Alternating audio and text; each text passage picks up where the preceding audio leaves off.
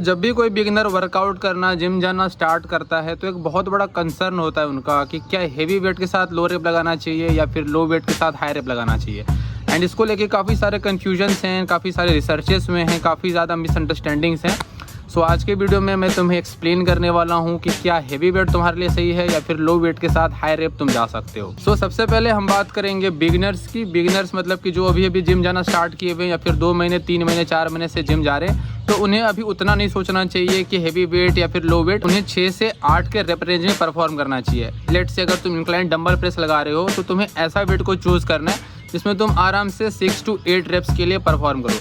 Start में अगर तुम हेवी लिफ्ट करने के लिए जाओगे तो तुम्हारे जॉइंट्स, लिगामेंट्स या फिर मसल्स भी उतने मैच्योर नहीं है, तो चांसेस सारा है कि वहाँ तुम्हें इंजरी हो जाएगी। तो पहले जो उसकी बेसिक्स है, जो उसका बेसिक जो पैटर्न है, जो उसके मैकेनिक्स है, उसको समझो कि एक्सरसाइज कैसे की जाती है, उसका क्या सही तरीका होता है। एंड एक बार जब तुम उसका पूरा मेथड सीख जाओगे फिर तुम्हें प्रोग्रेसिव ओवरलोड करने में आसानी होगा। जो लोग भी बिगिनर्स हैं, आई विल रिकमेंड देम कि तुम ऐसा वेट चूज़ करो जहाँ पे तुम 6 to 8 रेप्स या फिर 10 रेप्स के लिए जाओ। बहुत ज़्यादा हेवी वेट उठाने के लिए अपना 1 रेप मैक्स, अपना 2 रेप मैक्स ये सब ट्राई मत करो। स्टार्टिंग में तुम्हें 6 to 8 रेप रेंज में ही रहना है, क्योंकि ये थोड़ा सा एक स्ट्रेंथ का एंड हाइपरट्रॉफी दोनों का रेप रेंज रहता है। एंड कुछ एक्सरसाइजेस में तुम थोड़ा सा ज़्यादा रेप लगा सकते हो, जैसे अगर तुम बाइसेप कर्ल मार रहे हो, लेटरल रेजेस लगा रहे हो, तो इन सब में तुम थोड़ा सा ज़्यादा हाई रेप में जा सकते हो।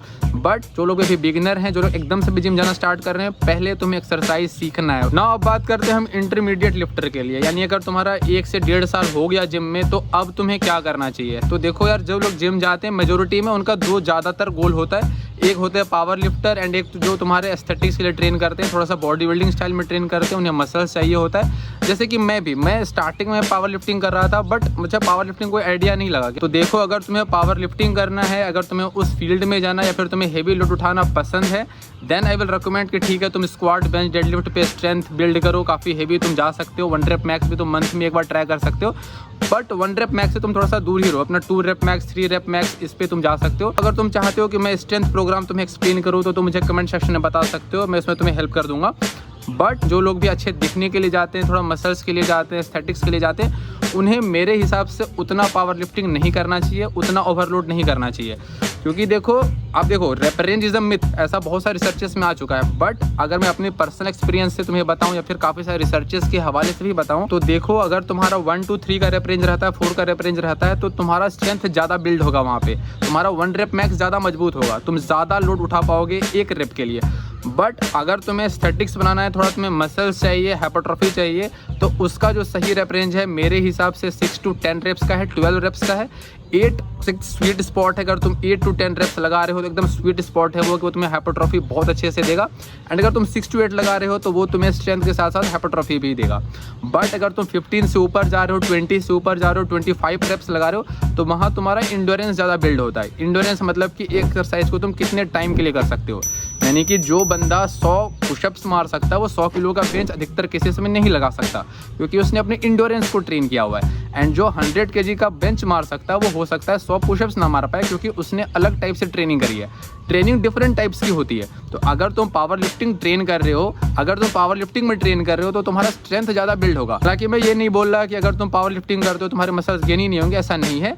वहाँ तुम्हारे मसल्स गेन होंगे, बट वो ऐसे डिज़ाइंड होंगे जो तुम्हें हेल्प करेंगे ज़्यादा लोड उठाने में।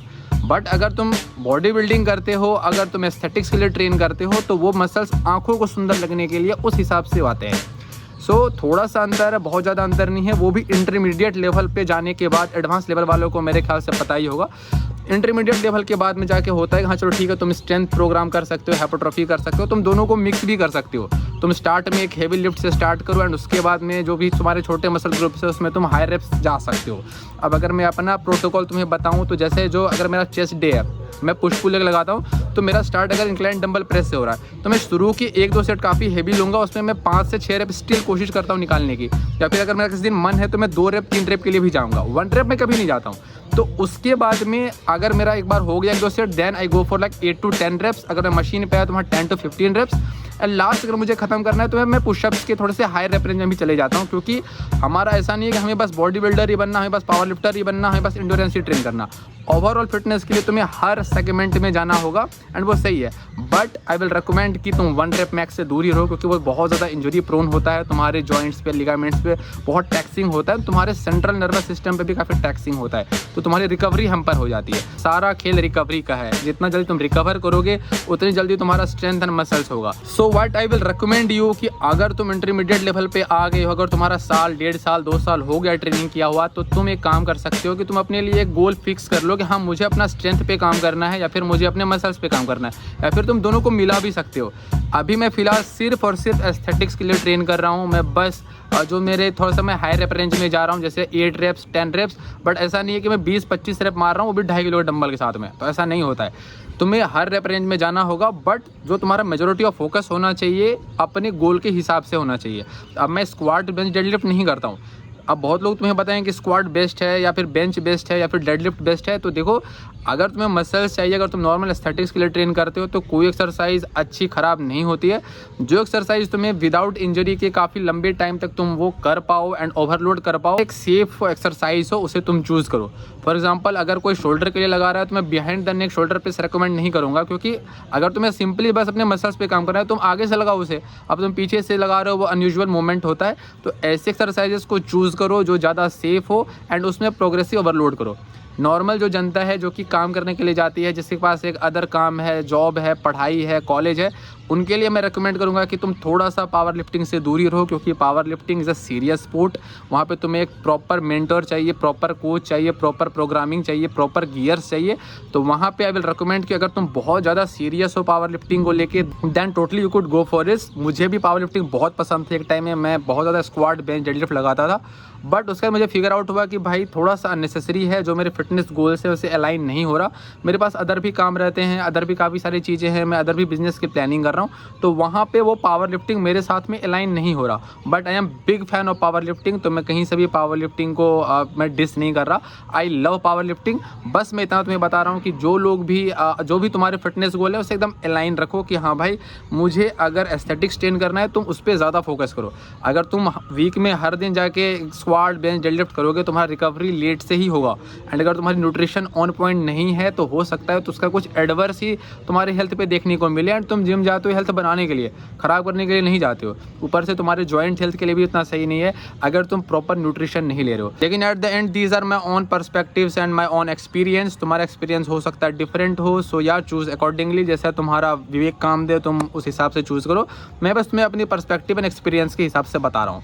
सो आई होप कि तुम्हें थोड़ा सा आइडिया लग गया हो कि low rep range and high rep range, low weight, heavy weight को लेके कि तुम्हें क्या चूज़ करना चाहिए, क्या चूज़ नहीं करना चाहिए।